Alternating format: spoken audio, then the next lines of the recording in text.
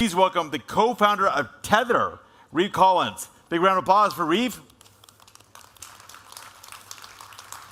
Reeve, newly moving to Dubai, I might add.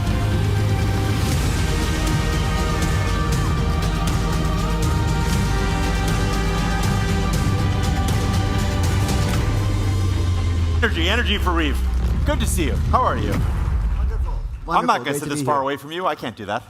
What's up, buddy? How are you? Good. Really happy to be here. It's a wonderful venue, lots of production value, great stage, and the show outside is really impressive. Is this your first blockchain life? Yes.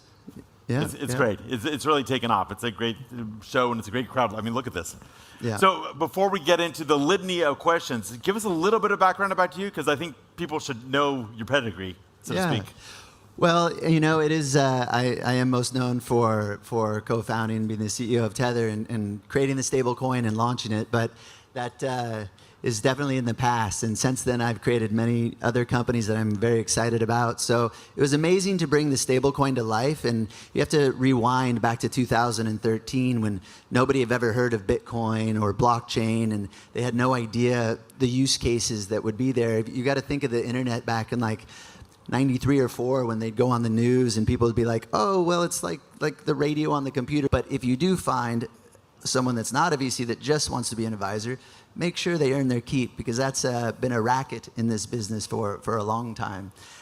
So that's TreasuryX. WeFi, a crypto-native neobank. Think about neobanks in the banking system. Again, it's the banks that make all the money, mainly because they oversee a lot of regulation, a lot of infrastructure to provide the services. But what happens when there's that level of cost? You can't provide the services to those who need it most, such as the underbanked and the unbanked. Sure. And so that's what Web3 and these crypto native banks have the ability to deliver. It's very cost efficient to service someone because all they need is an internet connection. And we can handle the KYC in these developing nations that don't quite have the infrastructure to do it. And that allows these people to participate in the global financial ecosystem. And then the last one is called SuperSol. It's a Solana L2. And when we talk about Solana L2s, everyone's like, well, Solana's entire pitch was we don't need an L2.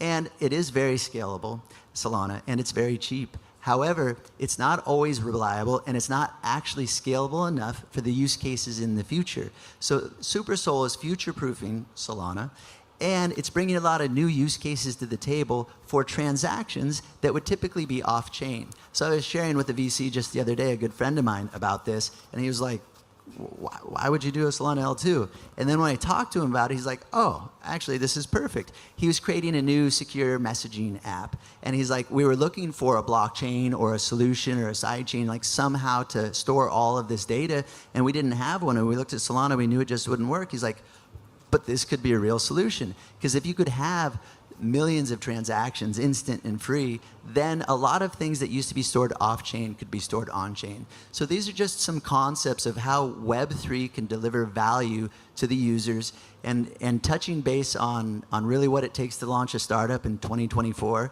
It's truly just the passion and the belief and the ability to go out and, you know, get kicked in the teeth a few times, but just stand up and make the company happen. So amazing. Let's give a big round of applause for Reeve.